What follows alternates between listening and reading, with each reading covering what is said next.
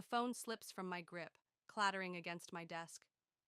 Mia's words echo in my head, each syllable a dagger twisting deeper. You're done with us. Enjoy your empty life. I'm Sutton, and until 30 seconds ago, I thought I had everything figured out. The corner office with its floor-to-ceiling windows overlooking Seattle's skyline used to feel like a throne room. Now, it's just a glass cage where my world is shattering. Hello? Sutton, did you hear what I said? Mia's voice crackles through the speaker. My fingers tremble as I pick up the phone. Say it again. My voice sounds foreign, hollow. Ryan and I are in love. We've been seeing each other for months. He's leaving you. I press my palm against the cool glass, watching my breath fog the surface. Below, people scurry like ants, oblivious to the fact that my best friend just confessed to sleeping with my husband. Where is he now? Packing his things from your house. She pauses, and I can almost see her signature smirk. He couldn't bear to tell you himself, said you'd probably be too busy with work to notice anyway. The laugh that escapes me is sharp enough to cut glass. Coward.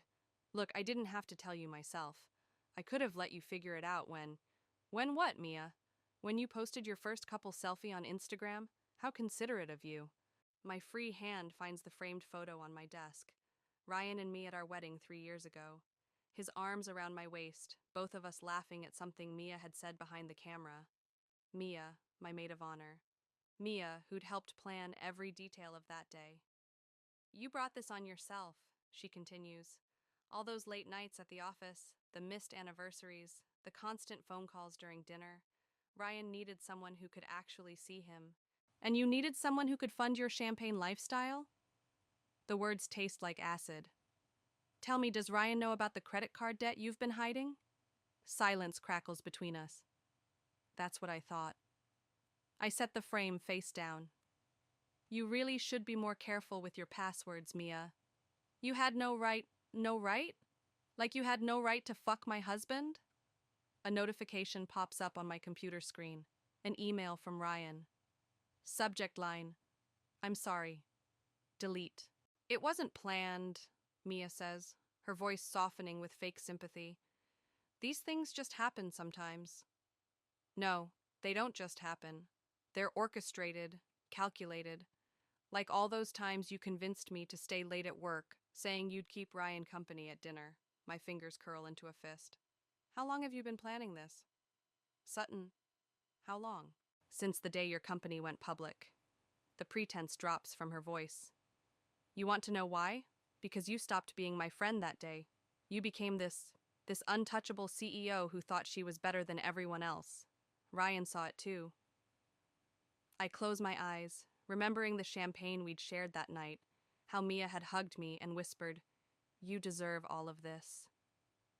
Now I understand what she really meant. You're right about one thing, I say, my voice steady despite the storm raging inside. I am better than everyone else, and you've just made the biggest mistake of your life. Is that a threat? No, Mia, it's a promise. I end the call and stand up, smoothing my skirt. Through the glass walls, I can see my employees working, their faces illuminated by computer screens. My empire, my strength. I pick up the wedding photo and drop it in the trash. Then I open my laptop and begin typing, emergency board meeting, agenda, immediate termination of Ryan's contract. This is just the beginning. They think they know me. They have no idea what I'm capable of. My phone buzzes. A text from my sister Emma. Just heard. Coming over tonight. Don't do anything rash. Too late for that. The game has already begun. Emma's presence fills my empty house like a warm blanket, but I can't stop staring at the spaces where Ryan's things used to be. The bare walls where his photography once hung, the empty side of the closet, the vacant spot where his laptop always sat. You need to eat something, Emma says, sliding a plate of takeout across the kitchen island. I push it away. I need to work. The board meeting's tomorrow. Firing him won't make you feel better. No? I pull up the security footage on my tablet. Watch this. The video shows Ryan and Mia in the office kitchen 3 weeks ago. Their bodies too close, her hand lingering on his arm, both of them laughing at some private joke. My stomach churns as I remember walking in moments later, how they'd sprung apart, how Mia had immediately launched into a story about her latest dating disaster. They were playing me for months, I say, pausing the frame on their guilty faces, right under my nose. Emma reaches over and closes the tablet cover. You're torturing yourself. I'm gathering evidence. For what? Your revenge fantasy? She leans forward, her eyes searching mine. This isn't you, Sutton. You're not vindictive. A bitter laugh escapes me. Maybe that's why they thought they could get away with it. My phone buzzes. Another email from Ryan. Third one today. All unread, all bearing the same desperate subject line. Please let me explain. He's trying to reach you, Emma says, noticing my expression. He had plenty of chances to talk. Like all those nights, I came home late to find him already asleep. Or pretending to be. I stand up, pacing the kitchen. You know what the worst part is? Last month, when I was working on the merger, Mia kept telling me to stay focused, that Ryan understood. She was literally pushing me out of my own marriage. Have you talked to Lucas about this? My therapist? Please. He'd just tell me to process my feelings or some other useless advice. I stop at the window, watching a couple walk hand in hand down the street. I don't need to process anything. I need to act. Emma's phone chimes. She glances at it, then quickly looks away, but not before I catch her expression. What is it? Nothing. Emma. She hesitates, then turns her phone toward me. It's an Instagram post from Mia, her and Ryan at their favorite restaurant, his arm around her shoulders. The caption reads, "Sometimes the wrong path leads you to the right person." New beginnings. The rage that floods through me is cold and clarifying.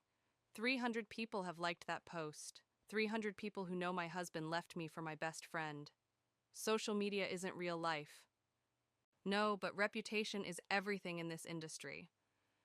I grab my laptop, opening my email. Ryan doesn't just lose his job tomorrow. He loses his entire career. No design firm in Seattle will touch him after I'm done. And Mia? Oh, I have special plans for Mia. I pull up her credit card statements, the ones I shouldn't have access to but do. Did you know she's been charging $1,000 dinners to her company card, claiming client meetings that never happened? Emma stands up abruptly. Stop. Just stop. You're talking about destroying people's lives. They destroyed mine first. No, they hurt you, badly, but you're still standing. Your company's still thriving. Don't let their betrayal turn you into someone you're not. My fingers hover over the keyboard. For a moment, I see myself through Emma's eyes, hunched over my laptop in my dark kitchen, plotting revenge while my dinner grows cold. When did I become this person? Then my phone buzzes again. Another notification. Ryan and Mia tagged at a weekend getaway spot. Our weekend getaway spot. You should go home, I tell Emma, my voice steady. I have work to do. She gathers her things slowly, reluctantly. At the door, she turns back. Just remember, whatever you do next, you have to live with it, and so do I.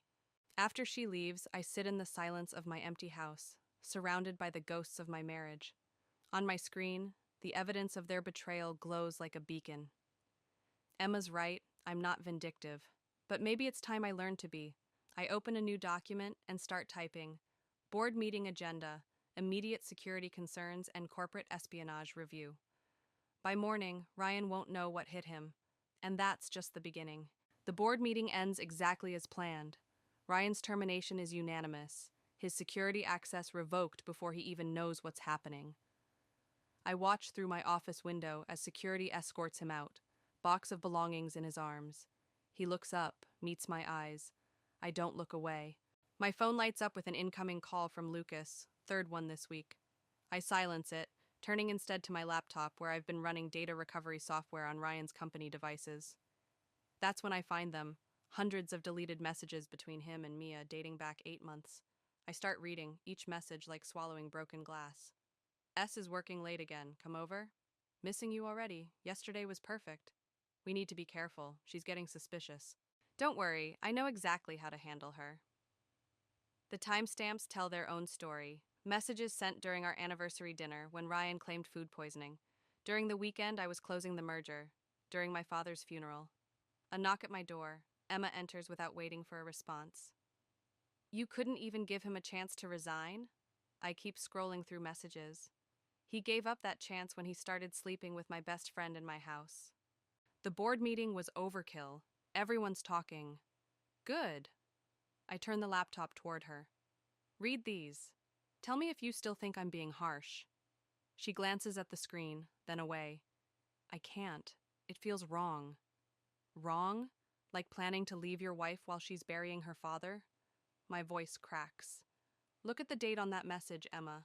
He was with her the night before the funeral, the night I needed him most. Emma sinks into a chair, her face pale. I didn't know. Neither did I. But Mia knew everything. She was playing both sides, pushing us apart while pretending to help. I pull up another window. Want to know what else I found? She's been embezzling from her company for months. Designer clothes, luxury hotels, all charged to her corporate card under fake client meetings. How did you get access to... Does it matter? I stand up, pacing. She's been living beyond her means, trying to keep up with some image. And Ryan... God, Ryan's been helping her cover it up. They're perfect for each other. Both liars, both cheats. My phone buzzes again. A text from Mia. We need to talk, in person. Emma reads it over my shoulder. Don't go. Why not? I'd love to hear her explain these expense reports to her boss. I grab my coat. Or maybe I'll ask about the offshore account she opened last month. Sutton, stop. Emma grabs my arm. You're starting to scare me. This isn't justice, it's obsession. I shake her off. You don't understand. This isn't just about the affair. They plotted this, Emma. Every time Mia convinced me to work late, every time she offered to keep Ryan company, she was orchestrating this, and I let her. So what's your end game? Destroy their lives? Then what? My phone chimes with an email alert. It's from Ryan's personal account, sent to his entire contact list, including our mutual friends and industry connections. Subject: the truth about Sutton. I open it, my hands shaking. I need to tell my side of the story. Sutton isn't the victim she pretends to be. Ask her about the company's real financial statements. Ask her what really happened to her last partner. The blood drains from my face. He wouldn't dare. What's he talking about? Emma asks. I close the email, my mind racing. Nothing. He's desperate, trying to save his reputation. But we both know it's more than that. Ryan knows things. Things I've never told anyone, not even Emma. Things that could destroy everything I've built. Whatever he's threatening, Emma says quietly. Is it worth all this? I look at my sister's worried face, then at my phone where Mia's message still waits for a response. Finally, at my computer screen, where the evidence of their betrayal mingles with dangerous secrets of my own. You should go, I tell Emma. I need to handle this. She hesitates at the door. Promise me you won't do anything reckless. I don't answer. We both know it's too late for that. After she leaves, I send a text to Mia. Café Noir. 1 hour. Come alone. It's time to find out just how much they think they know, and what they plan to do with that information. The game has changed. Now it's not just about revenge, it's about survival. Café Noir's dim lighting can't hide Mia's nervousness as she slides into the booth across from me. Her designer outfit screams new money, money I know she doesn't have. You look terrible, she says, studying my face.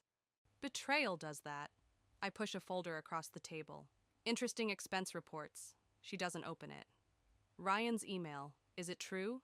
Which part? The lies about the company finances or the vague threats about my past? Don't play games, Sutton. We both know what happened to David. The name hits me like a physical blow. I haven't heard it spoken aloud in years.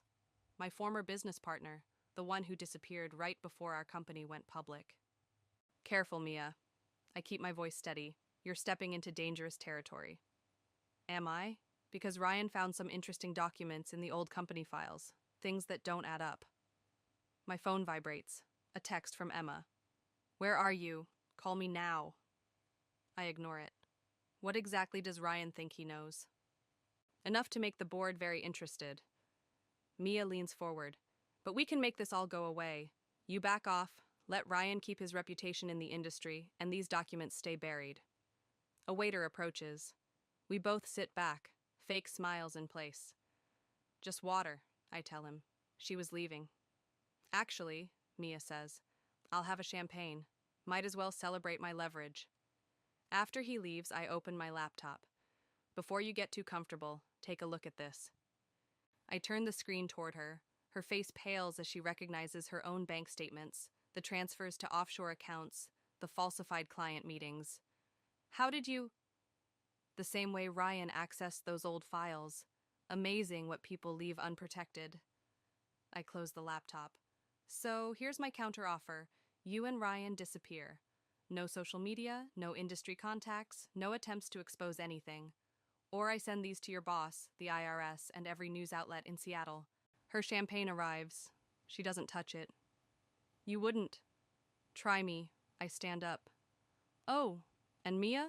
That offshore account you opened? It's already frozen. Funny how quick banks act when they suspect fraud. You psychotic bitch. Her composed facade cracks. This is why Ryan left you. You're empty inside, just like David said. I smile, but it feels more like baring teeth. Be careful what stories you believe, Mia. Some of them have very unhappy endings. My phone buzzes again. Emma, then Lucas, then Emma again. Something's wrong. Think about my offer, I say, gathering my things. You have 24 hours. Outside, the evening air does nothing to cool my racing thoughts. I finally check Emma's messages. Ryan's at my house. He's showing me things about David. What did you do, Sutton? This can't be true. My hands shake as I call her, straight to voicemail. A text from an unknown number pops up. Remember the night David confronted you about the missing funds? I do. R. The world tilts sideways. That night. The argument in the office. The accident that wasn't really an accident. I flag down a taxi, giving Emma's address. As we drive, more messages flood in. From Mia. You're not the only one with evidence. From Ryan. The truth always comes out. From Emma. Don't come here. I can't even look at you right now. The taxi driver glances in the rearview mirror. You okay, lady? You're looking pale. I catch my reflection in the window. A stranger stares back, someone haunted and dangerous. When did I become this person? My phone rings again. Lucas. This time I answer. Where are you? He asks without preamble. Handling things. Stop. Whatever you're planning, stop. Come to my office. I can't. Emma is safe. She called me. But you won't be if you don't end this now. I hang up, watching the city lights blur past. They think they can threaten me.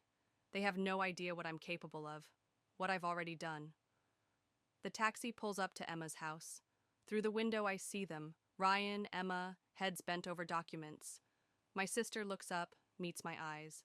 The horror in her expression tells me everything. My phone buzzes one final time, a message from David's old number. Miss me? The game isn't just about revenge anymore. It's about survival, and I've had practice at both.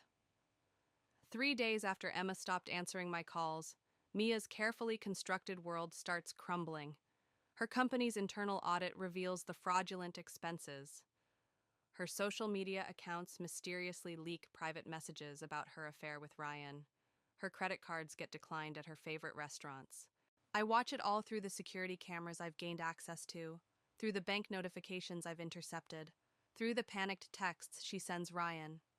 Someone's destroying us, she writes, and we both know who. I take another sip of coffee, my third cup since midnight, and continue typing.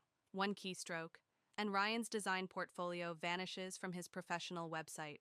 Another, and his client testimonials disappear. By morning, his reputation in the industry will be radioactive. My phone rings, Lucas again. I silence it, but not before seeing his text. David's case is being reopened. The words send ice through my veins. On my laptop screen, a news alert pops up. Tech entrepreneur's disappearance. New evidence emerges. A knock at my office door makes me jump. It's Emma. You look terrible, she says, stepping inside without invitation. What are you doing here? stopping you from making things worse. She places a manila envelope on my desk. Ryan showed me everything about David, the missing funds, the argument, the security footage from that night. My fingers curl around my coffee cup. And you believe him? I don't know what to believe anymore. She sinks into a chair. The sister I know wouldn't what? Protect everything she'd built? The coffee scalds my throat. David was going to destroy us. He would have taken everything. So you destroyed him first? Before I can answer, my computer chimes. An email from Mia to her entire professional network. The truth about Sutton Chen, a story of fraud and murder. Emma reads it over my shoulder. Jesus, Sutton, what have you done? What I had to. I open my drawer, pull out a USB drive. Just like I'm doing now. What's that? Insurance. I plug it in, start uploading files. Every dirty secret, every hidden transaction, every lie they've ever told. By morning, Mia and Ryan won't have a reputation left to salvage. And what about your reputation? Emma grabs my wrist. Your company? Your life? They started this. No, you escalated it. The affair was bad enough, but this? She gestures at my screens. You're not just destroying them, you're destroying yourself. My phone buzzes. A text from an unknown number. Parking garage, 20 minutes. Come alone, or David's autopsy photos go public. Emma sees it. Don't go. I have to. I stand, gathering my things. They want to play hardball? Fine, I invented the game. This isn't a game. Emma blocks the door. Ryan showed me the security footage. I saw what happened with David. Please, just stop. Turn yourself in before... Before what? Before I lose everything? I laugh, but it sounds hollow. I already have. Now I'm just making sure they lose everything too. Then you'll lose me as well. Her voice breaks. I can't watch you become this person. Another text. 15 minutes. Clock's ticking. I move past Emma toward the door. She grabs my arm one last time. Whatever happened with David, she whispers. Whatever you did, it's not too late to make different choices now. For a moment, I see myself through her eyes. Sleepless, obsessed, dangerous. When did revenge become more important than redemption? But then my phone lights up with another message, this time from Ryan. Time to face your past, Sutton, just like David did. I'm sorry, I tell Emma, pulling away. Some choices can't be unmade. In the elevator down to the parking garage, I check the USB upload, 89% complete. By the time they realize what I've done, it'll be too late. Their lives will be in ruins, just like mine. The garage is dark, quiet. My heels echo on concrete as I walk deeper into the shadows. Somewhere ahead, answers wait. Or maybe just more questions. My phone buzzes one final time. A message from David's old number. Ready for a reunion? I straighten my spine, check my weapon, and step forward into the darkness. They want to expose my secrets? Fine. Let's see if they can survive their own. The parking garage echoes with footsteps that aren't mine. I grip my phone tighter, its screen illuminating a message I've read 20 times. Level P3, space 23. The same spot where David confronted me 3 years ago. They're both waiting. Mia perched on the hood of her luxury car, Ryan standing beside her with his arms crossed. The security camera above them is dark. Of course. Dramatic choice of location, I say, stopping just out of reach. We thought it was fitting. Mia's smile is razor sharp. Given the history. Ryan holds up a USB drive. Complete copy of the security footage from that night. The real footage, not the edited version you submitted to the police. My throat tightens. You're bluffing. The camera caught everything, Sutton. His voice cracks. The argument about the missing millions, the push, the way you watched him fall. He was stealing from us. He was exposing your fraud, Mia cuts in, just like we're about to do. A door slams somewhere above us. Footsteps echo. My hand inches toward my purse, toward the gun inside. Don't, Ryan warns.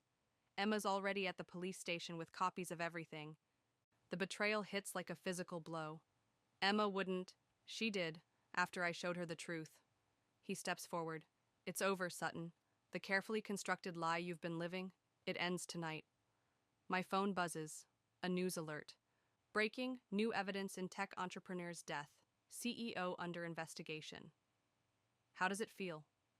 Mia slides off the car. Watching your perfect life collapse? That's what you did to us. Destroyed my career, Ryan's reputation. After you destroyed my marriage. Your marriage? She laughs. You destroyed that yourself. All those nights working late, building your empire on stolen money and lies. Ryan was just collateral damage in your grand ambition. Like David? Ryan adds quietly. The garage feels smaller suddenly, the shadows deeper. I hear Emma's voice in my head. It's not too late to make different choices. But it is. It has been since that night with David. What do you want? My voice sounds foreign, desperate. A confession. Ryan holds up his phone, recording. The truth about David, about the company's finances, about everything. Or the footage goes public in 10 minutes. Mia checks her watch. Tick-tock. Another set of footsteps echoes through the garage, multiple sets, getting closer. Time's up, I say, reaching for my purse. Don't. Ryan lunges forward. Everything happens at once. My purse drops, spilling contents across the concrete. Mia screams. Ryan grabs my arm, and through the chaos, a familiar voice. Sutton, stop!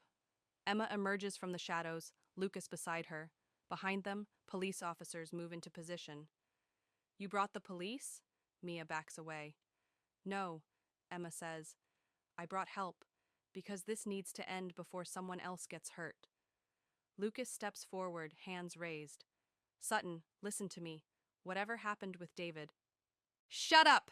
My voice echoes off concrete walls. All of you, just shut up! My phone lights up again. Another news alert. Then another. The story's breaking. Everything I built, everything I protected, crumbling in real time. It wasn't supposed to be like this, I whisper. No, Emma agrees, moving closer. But it's not too late to tell the truth. I look at them all. Ryan, who I loved and lost. Mia, whose betrayal started this spiral. Emma, trying to save me from myself. Lucas, who saw this coming but couldn't stop it. The truth. Such a simple word for such a complicated thing. My phone buzzes one final time. A message from David's number. Time's up, but it's not David. It never was. The number traces back to Ryan's phone, his final manipulation, his way of pushing me toward this moment. Okay, I say quietly. You want the truth? About David? About everything? Emma steps forward, hope in her eyes. Yes. I straighten my spine, smooth my skirt. CEO to the end. Then you should know.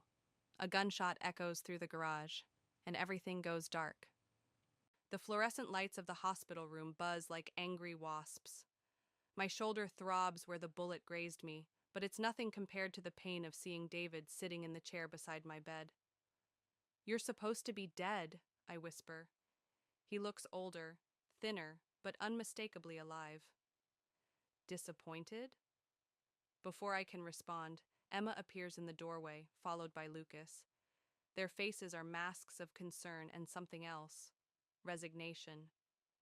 You knew, I say to Emma, all this time? I found him 6 months ago. She won't meet my eyes. Living in Vancouver under a new name, he told me everything. Not everything. David leans forward. You never told them about the second set of books, did you, Sutton? About how you were the one embezzling funds, not me. The heart monitor betrays my spike in anxiety. You were going to destroy everything we built. I was going to expose your fraud. His calm facade cracks. You weren't just cooking the books. You were stealing from our investors, our employees. I had proof. So you faked your death? My laugh sounds hysterical. Let me think I'd killed you? You tried to kill me. He touches his temple where a scar disappears into his hairline. The fall should have done it. When it didn't, I saw an opportunity to gather evidence, to watch you dig your own grave. The door opens again. Ryan and Mia enter, followed by two police detectives. The shooting wasn't random, Ryan says quietly. It was a warning shot from David's security team to stop you from running. My world narrows to pinpoints of clarity. David alive, Emma's betrayal, Ryan and Mia's manipulation, all of it orchestrated, an elaborate trap 3 years in the making. You used my marriage, I say to Mia. My trust? No, she steps forward. You destroyed your marriage yourself. Ryan came to me after finding discrepancies in the company finances. We needed to get close enough to prove what David had suspected. The detective moves closer. Mrs. Chen, we have questions about the night of March 15th, 3 years ago. I want my lawyer. Your lawyer's already been arrested. David stands. The whole house of cards is falling, Sutton. The SEC is investigating. The board has called an emergency meeting. It's over. Nothing's over. I reach for my phone, but Emma holds it up. Looking for this? I already disabled the dead man's switch you set up. The files you were going to release about Mia and Ryan? Deleted. My last leverage? Gone. I close my eyes, seeing the empire I built crumbling around me. Why now? Because of what you did to Ryan, David says. Using our old playbook against innocent people? That crossed a line. Innocent? I look at Ryan, at Mia. They betrayed me. To expose a murderer, Ryan counters. Everything else, the affair, the social media drama, it was staged to push you into making mistakes. And it worked. The detective steps forward with handcuffs. Mrs. Chen, you're under arrest for attempted murder, fraud. Wait. Emma moves to my bedside. There's another way. Tell the truth, Sutton. All of it. Help the investigation. Maybe then... Maybe what? I go to prison for slightly less time? I laugh, but it comes out as a sob. You were supposed to be on my side. I am. That's why I helped stop you before you killed someone else. The truth hits harder than the bullet. I've lost everything. My company, my freedom, my sister's loyalty. Even my revenge was just another manipulation. Fine. I hold out my wrists. You want the truth? About the fraud? About David? About everything? They all lean in. David, Emma, Ryan, Mia, the detectives, waiting for confession or justification or perhaps just an ending to this 3-year game. I look at each of them, these players in my tragedy. The truth is, I'd do it all again. Because none of you understand what it takes to build something from nothing, to protect it at any cost. The handcuffs click shut. That's where you're wrong, David says quietly. We understood perfectly. That's why we had to stop you. As they lead me out, Emma touches my arm one last time. Was it worth it, all this revenge? I don't answer, but in the reflection of the hospital window, I finally see myself clearly. Not a victim, not a hero, but something far more dangerous. A monster of my own making. The prison visiting room smells like industrial cleaner and stale coffee. Emma sits across from me, her fingers tracing patterns on the metal table between us. Neither of us has spoken for 5 minutes. The board approved the merger, she finally says. David's running things now. I nod, unsurprised. My empire, built from nothing, now belongs to the man I tried to kill. Poetic justice. Ryan and Mia broke up, she continues. Turns out their relationship wasn't quite as fake as they claimed. Real feelings developing during a long con? I almost smile. How inconvenient. Lucas asked about you. My therapist? The one who helped set me up? He was trying to prevent exactly this. Emma gestures at my prison uniform. We all were. The guard shifts in the corner, checking his watch. Our time is running out. Why are you here, Emma? She pulls an envelope from her bag. They found this in David's old office, behind a loose panel. She slides it across the table. It's the original contract, the one that proves he was embezzling funds before you ever touched the books. My hands shake as I open it. The evidence that could have saved me, hidden away all this time. Does anyone else know? No, and it doesn't matter now. The statute of limitations expired last month. Of course it did. Another perfect move in David's perfect game. What do you want me to do with this? Nothing. Emma takes the envelope back. I just wanted you to know that you weren't completely wrong about David, about the company. You were just wrong about how to handle it. The guard steps forward. Time's up. I stand, but Emma grabs my hand. I found Mom's old journals, the ones from when Dad left. She wrote about revenge, too, about making him pay. But in the end, she chose to let go, to build something new instead. And look how well that turned out. I pull away. She died alone. No, she died at peace. There's a difference. As the guard leads me back to my cell, I think about peace, about revenge, about the thin line between justice and vengeance. In my cell, a letter waits on my bunk. Mia's handwriting. I almost throw it away, but something stops me. I loved him, she writes. Maybe not at first, when it was just about exposing you. But I loved Ryan, and now I've lost him too. So I guess we're even. We both lost everything we tried to protect. Below her signature is a PS. David's not as clean as he pretends. The new books don't quite balance either. I read it 3 times before flushing it down the toilet. That night, I dream of the parking garage, of David falling, of Emma's disappointment, of Ryan's betrayal, of Mia's triumph turned to ashes. But mostly, I dream of balance sheets, of numbers that don't quite add up, of patterns hidden in plain sight. My lawyer visits the next morning. They're offering a deal. Testify about the original fraud, serve 5 years instead of 15. Tell them no. Sutton, tell them I'll wait. I press my palm against the visiting room glass. Some games take time to play out. He sighs, gathering his papers. You're still thinking about revenge? No. I smile, thinking of Mia's letter, of Emma's revelation, of David's imperfect books. I'm thinking about justice, the slow kind. Because here's what they all forgot. I built an empire once. I can build another. And this time, I'll do it right. Not for revenge, not for power, for the truth. Back in my cell, I start writing.